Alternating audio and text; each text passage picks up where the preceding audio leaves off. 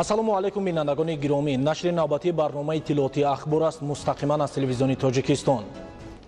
субҳи имрӯз асосгузори сулҳу ваҳдати миллӣ, пешвои миллат, президенти ҷумҳурии Тоҷикистон муҳтарам Эмомалӣ Раҳмон бо мақсади иштирок дар тантанаҳои идонаи ҷашни 25-умин солгарди иҷлосияи таърихии 16-уми Шӯрои Олии Ҷумҳурии Тоҷикистон, ифтитоҳи як қатор иншооти муҳим ва суҳбату мулоқот бо мардум бо сафари корӣ ба вилояти Суғд ташриф оварданд. гузориши хабарнигорони мо.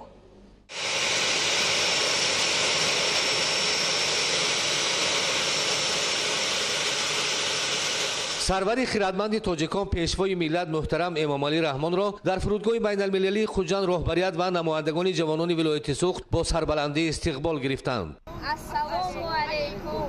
меҳру муҳаббати беандозаи мо ба шумо, пешвои миллат.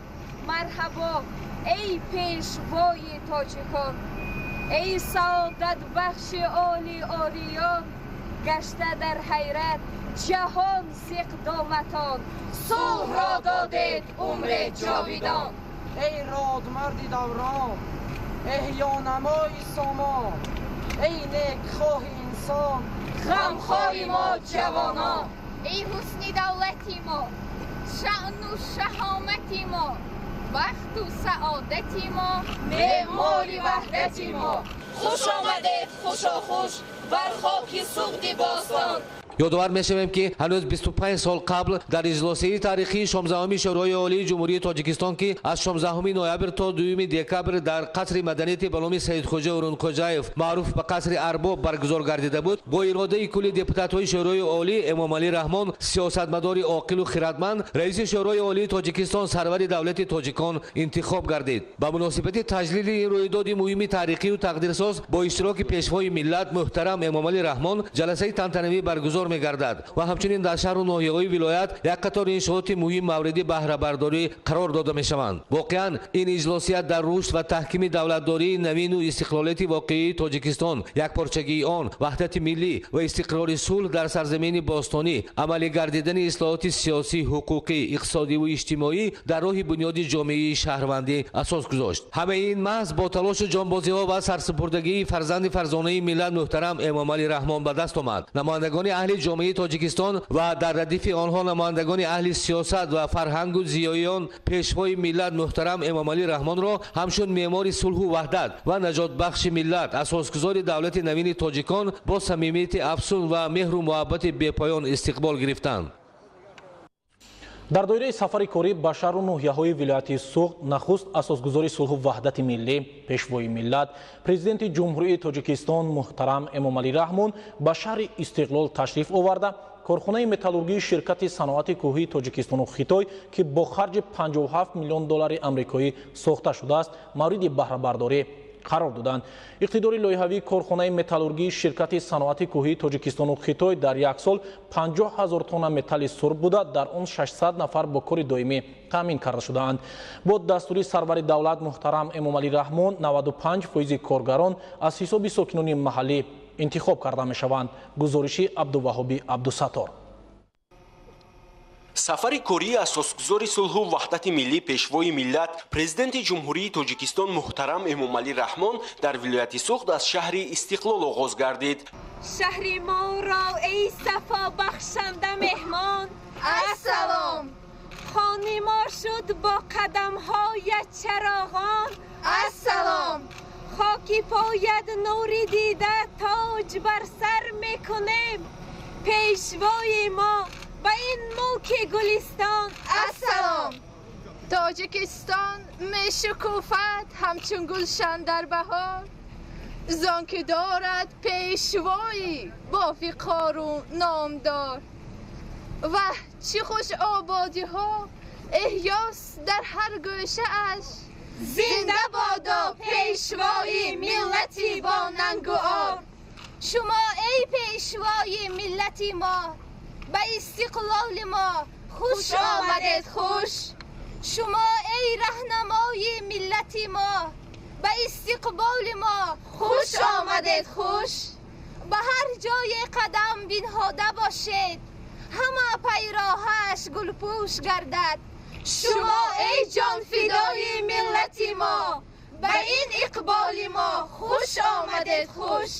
در روزهای تجلیل از 25مین سالگرد اجلاسیه تاریخی 16 شورای عالی تاجیکستان در شهر استقلال با اشتراک پرزیدنت مملکت محترم امامعلی رحمان کارخانه متالورگی شرکت کوهی و صنعتی تاجیکستان و خیتای که با خرج 57 میلیون دلار آمریکایی ساخته شده است مورد بهره برداری قرار گرفت. نخست سرور دولت محترم امامعلی رحمان با پخش تگمه به فعالیت کلانترین کارخانه متالورگی که در مرحله اول استحصال متال سرب به راه مانده شده است آغاز رسمی بخشیده با روند کارکرد معدن و دیگر کارهای در این منطقه صنعتی انجام یافته شناس شدند.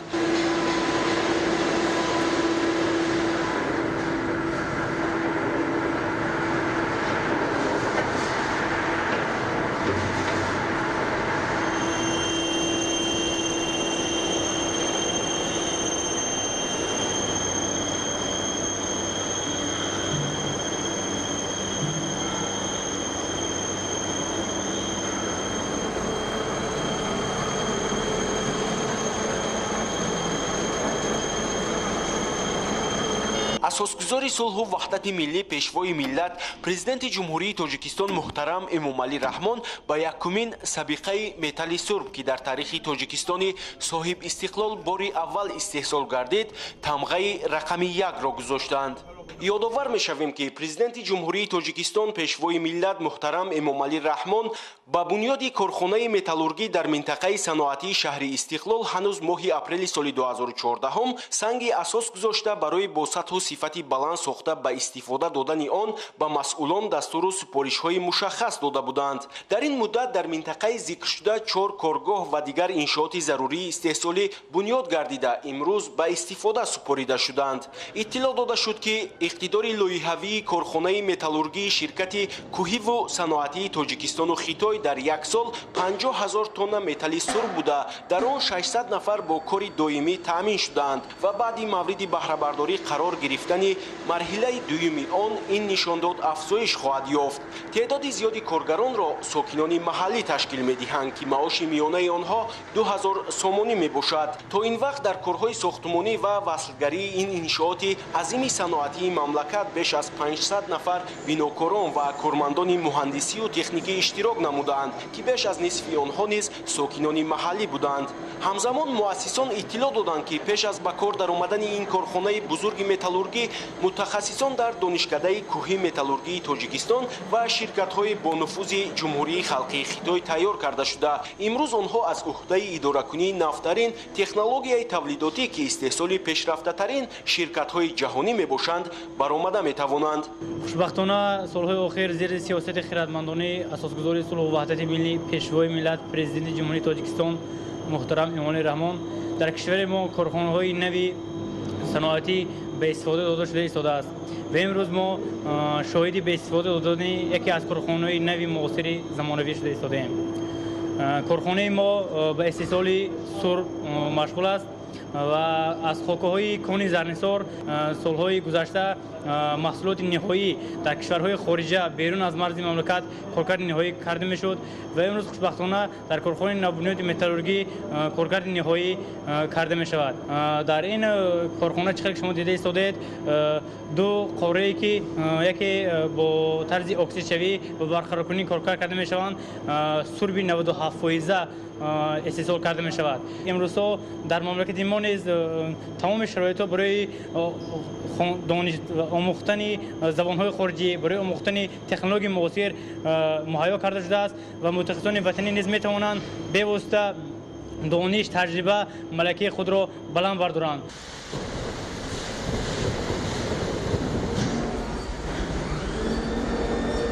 تأکید گردید که استخراج معدن و استحصال خاکه‌های سرب، روح و مس در کارخانه شهرک زرنثار واقع در شهر گلستان ولایت سوخت صورت گرفته از آن تنها خاکه سرب برای کارکرد تا حد نهایی به کارخانه نفت تأسیس این شرکت در شهر استقلال انتقال می‌یابد.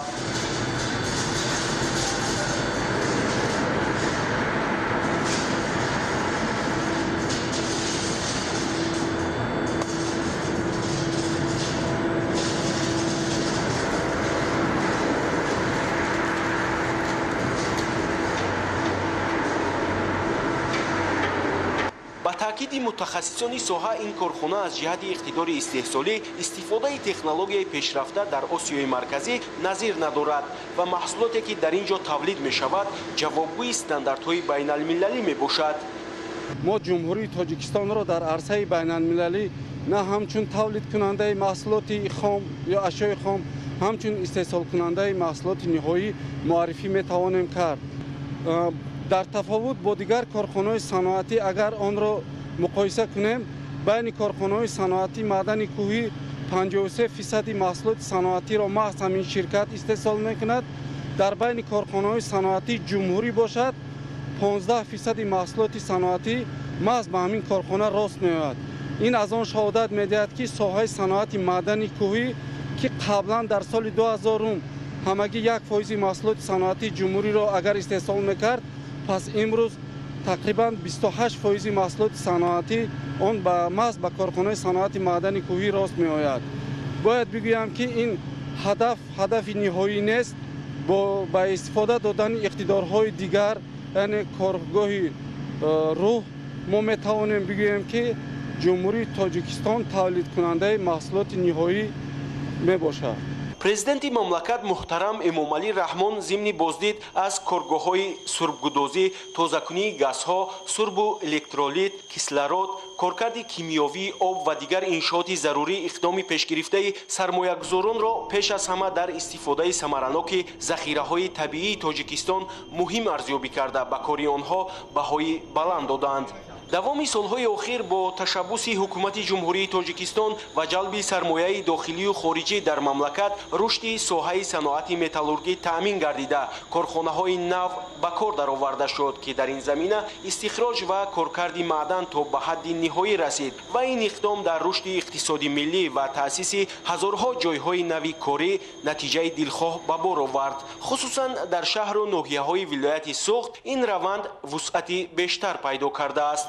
барои бо қувваи барқ таъмин намудани корхонаи металлургӣ зеристгоҳи барқӣ низ сохта шуда 2 адад трансформатор насб гардид. тибқи маълумоти масъулон, истеҳсоли металли сурб дар ин корхона асосан тавассути ангишт, газ ва сӯзишвории дизелӣ сурат мегирад.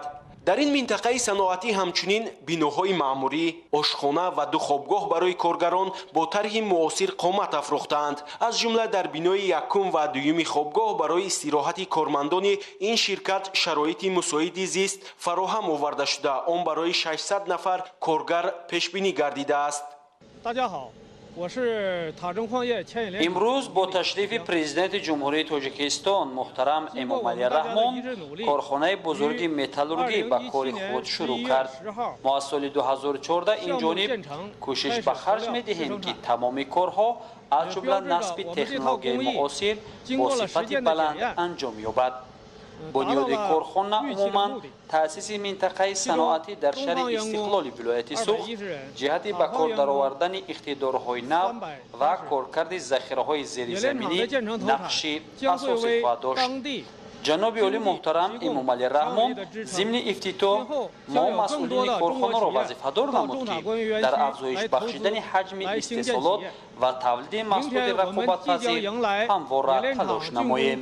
2 адад пойгоҳи обкашии пуриқтидор ки дар баробари талаботи минтақа инчунин эҳтиёҷоти сокинони шаҳри Истиқлолро бо оби нӯшокӣ қонеъ менамояд, сохта шудааст. илова бар ин дар минтақа корҳои сохтумони инфрасохтори иҷтимоӣ ва таҷдиди роҳҳо ба маблағи беш аз 230 миллион сомонӣ идома доранд. ёдовар мешавем ки минтақаи саноатӣ дар шаҳри Истиқлол дар масоҳати 70 гектар доман густурда тибқи нақша барои бунёди он дар маҷмӯъ 1 миллиарду 200 миллион сомонӣ сарф хоҳад шуд. оянда дар минтақаи кӯҳиву саноатии Тоҷикистону Хитой боз дар назар аст ки корхонаҳои нави коркарди хокаи мис то ҳадди ниҳоӣ, рӯҳ, аккумулятор, кислатаи сулфат, нуриҳои минералӣ ва қисмҳои эҳтиётии саноати кӯҳкорӣ бо ҷалби 1300 нафар мутахассисону коргарон сохта шавад. дар марҳилаи аввал яъне корхонаи истеҳсоли сурби металлӣ, баъдан марҳилаи дуюм истеҳсоли рӯҳи металлӣ низ ба роҳ монда мешавад. бинобар сабабе ки технологияи муосир аст ва он тадқиқотҳои дақиқро талаб мекунад, аз ин лиҳоз бо дар назардошти ба иқлим муносиб و با استفاده از اشیاء خام وطنی هر یک تکنولوژی پیشنهاد کرده می شود. قید کردن ضرور است که تکنولوژی که عین زمان نصب کرده شده است در دولت‌های مشترک المنافع همتا ندارد و میتوانیم بگوییم که این یگانه است. تنها یک نمود چنین تکنولوژی در جمهوری خلقی خیتای نصب کرده شده است. давоми соли равон дар баробари бунёди корхонаи металлургӣ аз ҷониби ширкати мазкур барои таъмири роҳҳои мошингарди ҳудуди шаҳри Истиқлол 12 миллион ва навсозии як боғчаи бачагона 14 миллион сомонӣ харҷ карда шуд. хотиррасон бояд намуд ки мавриди баҳрабардорӣ қарор гирифтани корхонаи металлургӣ идомаи бунёди силсилаи корхонаҳои ширкати кӯҳиву саноатии Тоҷикистону Хитой мебошад. истихроҷ ва коркарди маъдани роҳу сурб ва мис чанд сол пеш дар корхонаи зарнисор воқеъ дар шаҳри Гулистон оғоз ёфта буд. ҳоло дар корхонаи мазкур беш аз 3000 нафар бо кори доимӣ ва маоши хуб таъмин гардиданд.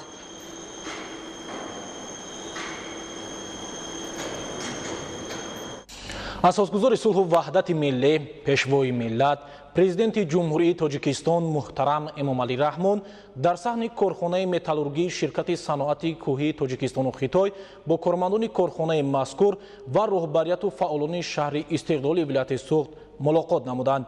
зимни вохӯрӣ пешвои миллат муҳтарам Эмомалӣ Раҳмон масоили вобаста ба рушди иҷтимоиву иқтисодии шаҳрро дар бахшҳои гуногун мавриди таҳлилу баррасӣ қарор дода, дар назди роҳбарияти вилоят ва шаҳр доир ба беҳтар намудани нишондодҳои истеҳсолӣ ва рушди иҷтимоиву фарҳангӣ вазифаҳои мушаххас гузоштанд. гузориши ҳамкорони мо.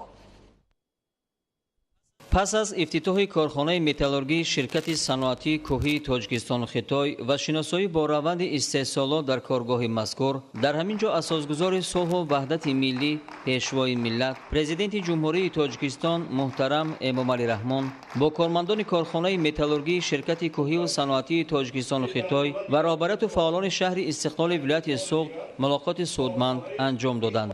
нахуст президенти мамлакат муҳтарам Эмомалӣ Раҳмон ҳамаи иштирокчиёни мулоқот ва кулли сокинони шаҳри Истиқлолро ба муносибати ифтитоҳи боз як корхонаи бузурги саноатии мамлакат ки дар рӯзҳои таҷлили 25-солагии баргузории иҷлосияи 16-уми Шӯрои олии Тоҷикистон рост омад, табрику муборакбод гуфтанд. сарвари давлат ба сармоягузорон, мутахассисону сохтмончиён аз ҷумла ба роҳбарияти ширкати кӯҳиву саноатии Тоҷикистону Хитой ки дар бунёди ин корхонаи азими саноатӣ саҳм гузоштаанд, миннатдорӣ баён намуданд. таъкид гардид ки бунёди корхонаи металлургии минтақаи саноатии Тоҷикистону Хитой дар шаҳри Истиқлол боз як қадами ҷиддӣ ба сӯи саноатикунонии мамлакат мебошад. ифтитоҳи корхонаи бузурги саноатӣ идомаи раванди бунёдкориву созандагӣ дар кишвари соҳибистиқлол намуда, нақши ин коргоҳи бузурги истеҳсолӣ дар рушди соҳаи саноати миллӣ, афзудани иқтидори истеҳсолии мамлакат, даромади бюҷет, таъсиси ҷойҳои нави корӣ ва беҳбудии ҳаёти иҷтимоӣ ба хусус рӯзгори сокинони шаҳр ва вилоят муассир хоҳад буд. зимни вохӯрӣ пешвои миллат муҳтарам Эмомалӣ Раҳмон масоили вобаста ба рушди иҷтимоию иқтисодии шаҳрро дар бахшҳои гуногун мавриди таҳлилу баррасӣ қарор дода, дар назди роҳбарияти вилоят ва шаҳр доир ба беҳтар намудани нишондодҳои истеҳсолӣ ва рушди иҷтимоиву фарҳангӣ вазифаҳои мушаххас гузоштанд. пас аз суханронии асосгузори сулҳу ваҳдати миллӣ, пешвои миллат, президенти ҷумҳурии Тоҷикистон муҳтарам Эмомалӣ Раҳмон дар назди ҳозирин сафири фавқулода ва мухтори ҷумҳурии мардумии Чин дар Тоҷикистон Юе Бин ва намояндагони касбу кори гуногун, собиқадори меҳнат Саодат Муҳаммадиева, коргарони ҷавони корхонаи навтаъсис Эмомалӣ Норов ва Абдуғаффор Ҷабборов баромад карданд. сафири фавқулода ва мухтори Чин зимни суханронии хеш аз рушди муносибатҳои дӯстиву шарикии стратегии роҳбарон ва ҳукуматҳои ду кишвар ва дастгириҳои президенти мамлакат оид ба ҷалби сармояи хориҷӣ ва таъсиси корхонаҳои муштарак бар нафъи мардумони Тоҷикистону Чин андешаронӣ кард. сокинони шаҳри Истиқлол бошанд барои тӯҳфаи арзанда корхонаи бузурги саноатӣ ки боиси таъсиси садҳо ҷойи нави корӣ ва беҳдошти сатҳи зиндагии мардум, инчунин омили муҳими ғанӣ гардидани буҷаи шаҳр мегардад, изҳори сипоси бепоён карданд. дар охири мулоқот президенти мамлакат муҳтарам Эмомалӣ Раҳмон ба сокинони шаҳр барои истиқболи самимӣ изҳори сипос карда бо итминон иброз доштанд ки мардуми сарбаланди вилояти суғди бостонӣ бо кору фаъолияти созандаи худ дар баландбардоштани натиҷаҳои иқтисодиву иҷтимоии кишвари азизамон ва таъмини рӯзгори шоистаи мардуми мамлакат минбаъд низ саҳми сазовор мегузоранд.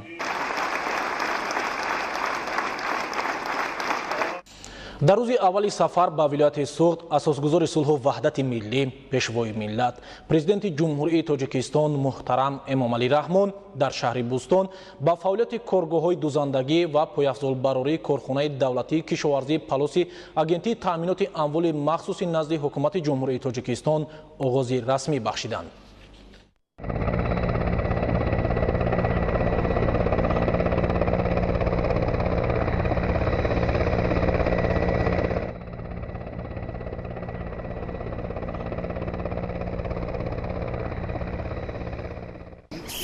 سروری صاحب قرانی تاجیکان خوش آمدید حامی این ملک سامان جاویدان خوش آمدید سینه را کرده سپر در حفظ استقلالیت ای حبیبی مردمی عالی نشان خوش آمدید ای جنابی عالی مقام فخر بالله پیشوای تاجیکان سروری ارزنده خلق و وطن سروری در انجمن خسخان گوید وطنم که پاسبان شو بشوم با سرت شرق دورمان را بروم خواند که بیا بر آسمان پر بپرم فرمان بدهد که برقصان دو بدوم. иттилоъ дода шуд ки коргоҳҳои дузандагӣ ва пойафзолбарории корхонаи давлатии кишоварзии палос дар ҷамоати шаҳраки палоси шаҳри бӯстони вилояти суғд дар асоси дастуру супоришҳои бевоситаи пешвои миллат муҳтарам эмомалӣ раҳмон аз ҷониби агентии таъминоти амволи махсуси назди ҳукумати ҷумҳурии тоҷикистон бунёд карда шудааст. пешвои миллат муҳтарам эмомалӣ раҳмон иқдоми мазкурро барои таъминоти ҷузу томҳои қувваҳои мусаллаҳи мамлакат ва бо шуғли доимӣ таъмин намудани сокинон муассир арзёбӣ карданд. зикр рафт ки коргоҳҳо дар масоҳати умумии 2,4 гектар бунёд гардиданд.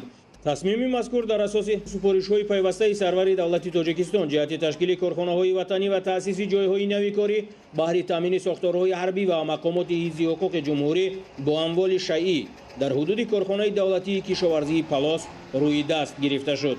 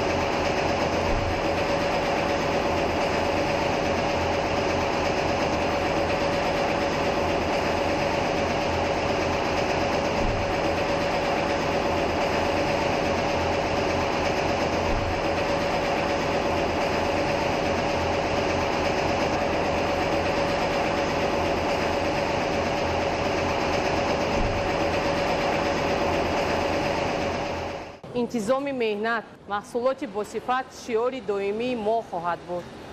ман шахсан аз номи худам ва аз номи коллективи коргаронам миннатдории хешро ба асосгузори сулҳу ваҳдати миллӣ пешвои миллат эмомалӣ раҳмон мерасонам. дар сехи дӯзандагии либоса 150 нафар кор мекунанд. дар сехи кулоҳу либоси такпӯшӣ бошад 60-70 нафар кор мекунанд. ман пеш аз ҳама шукри истиқлолият мекунам ки корхонаи нав таъсис ёфт ва бо дастгирии ҷаноби олӣ ин корхона кушода шуд ва мо бисёр занони хонишин дар инҷо меҳнат карда истодаем. тибқи нақша дар коргоҳҳои мазкур либосҳо барои сохторҳои ҳарбӣ ва мақомоти ҳифзи ҳуқуқ, пойафзол барои аскарону афсарон, инчунин либоси мактаббачагон истеҳсол карда мешавад. طولی چند وقت است که من فعالیتم رو در اینجا ادامه داده ایستادم. اول تیخ ما بسیار تیخ مایده بود. من با شرافت همین پیشنهاد و دستگیری های پیشوای ملت پرزیدنت ما امامعلی رحمان من اکنون تیخ های замонавӣ муҳайё карда додаанд. мана мо фаъолиятамо идома дода истодаем. мана зиёда аз 150 нафар коргоро инҷо бо кор таъмин занҳои хонашине ки дар хона фаъолият мебурданд ҳозир мана бо корҳои доимӣ таъмин карда шудаанд. дар корхонаи агентии таъминоти амволи махсуси назди ҳукумати ҷумҳурии Тоҷикистон ба кору фаъолият мебарам ва шукронаи истиқлолият ва сиёсати пешгирифтаи сарвари давлат ҷаноби олӣ ки барои мо чунин шароити хуберо муҳайё карданд то ин ки мо ҷавон духтарон пас аз хатми донишкадаи олии таълимӣ донишкадаи политехникӣ ба чунин корхона омада соҳиби кор гаштем ва ман шахсан дар корхонаи мазкур ба ҳайси назоратчии сифати маҳсулот фаъолият буда истодам ва хеле шодам ки барои мо чунин шароити хуберо муҳайё намуданд то ин ки занҳои хонашин сифи занҳои духтарони хонашин кам гардад инчунин духтарон соҳиби кору фаъолият гарданд ҳунар омӯзанд ва сатҳи зиндагии хешро пеш баранд. хабар дода шуд ки дар корхонаи давлатии кишоварзии Палос коргоҳи дузандагӣ бо таъсиси 230 ҷойи корӣ, коргоҳи пояфзолдӯзӣ бо 50 ҷойи корӣ, коргоҳи духти камзулҳои зимистонаи пашмин бо 20 ҷойи корӣ ва коргоҳи дузандагии сарпӯшҳои тобистонову зимистона ва либоси таҳпӯш бо 57 ҷойи корӣ дар як баст мавриди баҳрабардорӣ қарор дода шуд. теъдоди умумии ҷойҳои нави кории ташкилшуда дар корхонаи давлатии кишоварзии Палос дар як баст 355 нафарро ташкил медиҳад ки ин шумора дар сурати дар ду басти корӣ раҳандозӣ шудани фаъолият ба бештар аз 700 нафар хоҳад расид. боварии комил дорам ки ин духтарон ба кор омаданашон бисёр хурсанданд. онҳо маоши хуб мегиранд. аз вақти омаданашон бисёр корҳои зиёдро ёд гирифтаанд. онҳо ҳунари худро пеш бурданд. бисёри онҳо дӯзанда буданд. дӯзандагии худро давом дода истоданд. ин корхона махсус барои бонувони шаҳраки Палос кушода шуда буд. хай ҳамаашон ба кор омаданд. сарвари давлати Тоҷикистон муҳтарам Эмомалӣ Раҳмон ба маҳсулоти истеҳсолии ин корхона таваҷҷӯҳи махсус зоҳир карда бобати равнақи фаъолият ва афзоиши ҳаҷми истеҳсолот дастуру супоришҳои мушаххас доданд. ба қавли масъулон дар коргоҳи дузандагӣ давоми 8 моҳи соли ҷорӣ ба маблағи умумии бештар аз 3 миллион сомонӣ маҳсулот истеҳсол карда шудааст. хабар дода шуд ки иқтидори истеҳсолии коргоҳ 30 000 ҷуфт пойафзол дар як сол мебошад. музди миёнаи моҳонаи кормандон дар коргоҳҳои номбурда мутаносибан 1000-1500 сомониро ташкил менамояд. цехи пойафзолбарорӣ аз моҳи ноябри 2016 фаъолията сар кардагӣ.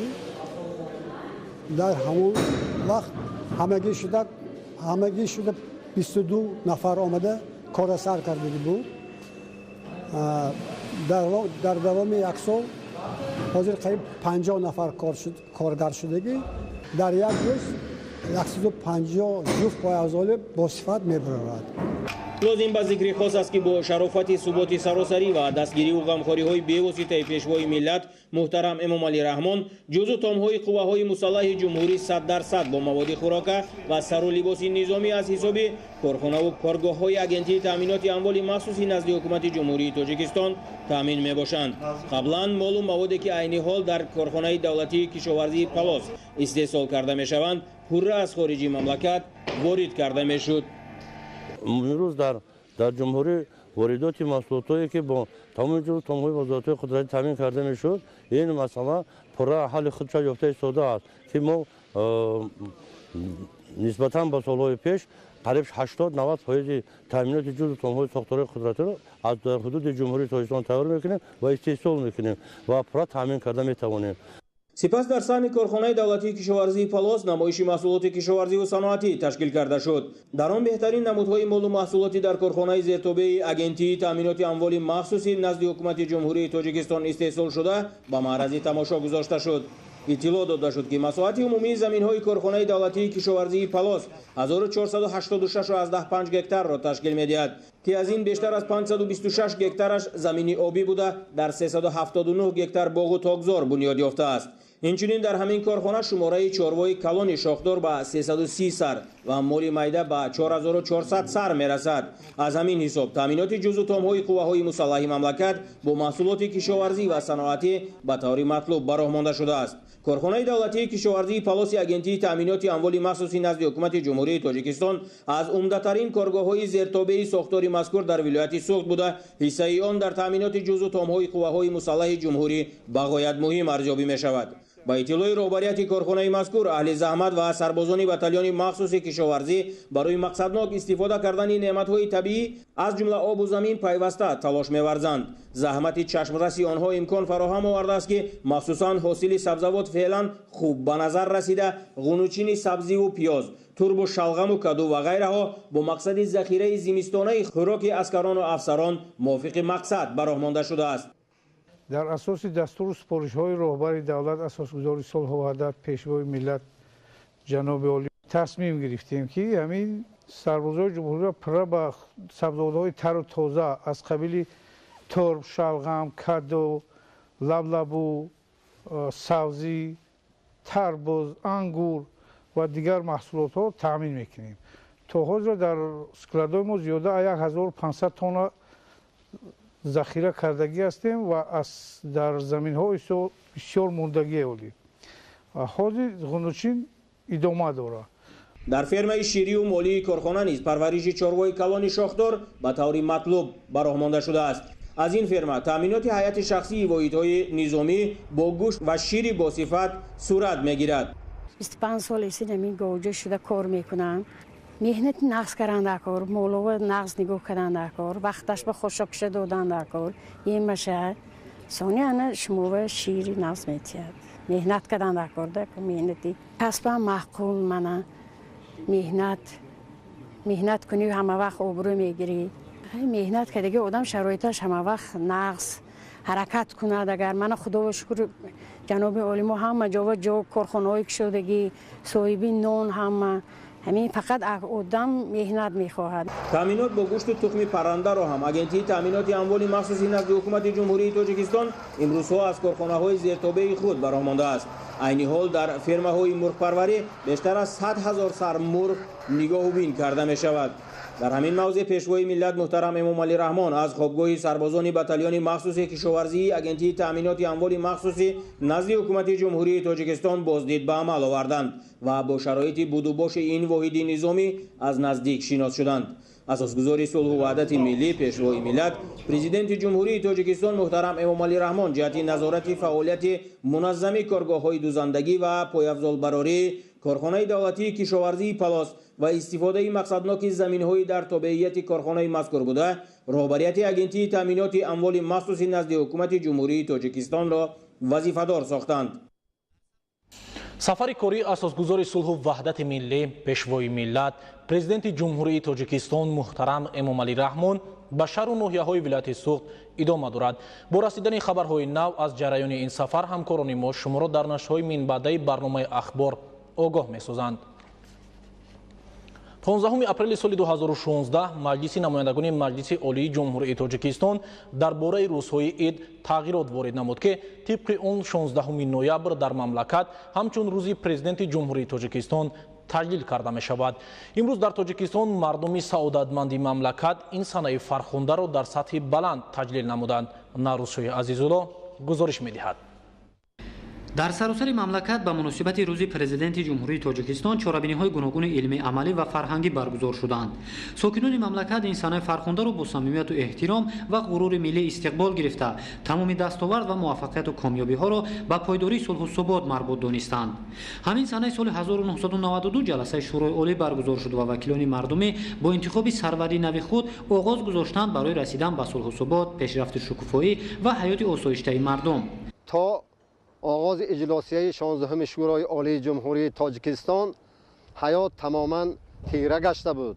گرچند در آن وقت ما استقلالیت را خوب به آسانی به دست گرفتیم، اما دشمنان ملت تاجیک توانستند که جنگ تحمیلی را به سر مردم ما بار کنند.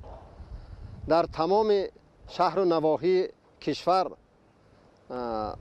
بی‌معنی‌های خیلی زیاد به چشم می رسید. هیچ کس به هیچ کس رحم کرده نمی توانست. ملت در یک روز ماتم قرار گرفته بود. چقدر مردم ما از جای استقامت خود فرار کرده بودند، به دیگر کشورها رفتند. حتی تمام اداره های دولتی و اینچنین قدرتی فلج گشته بودند.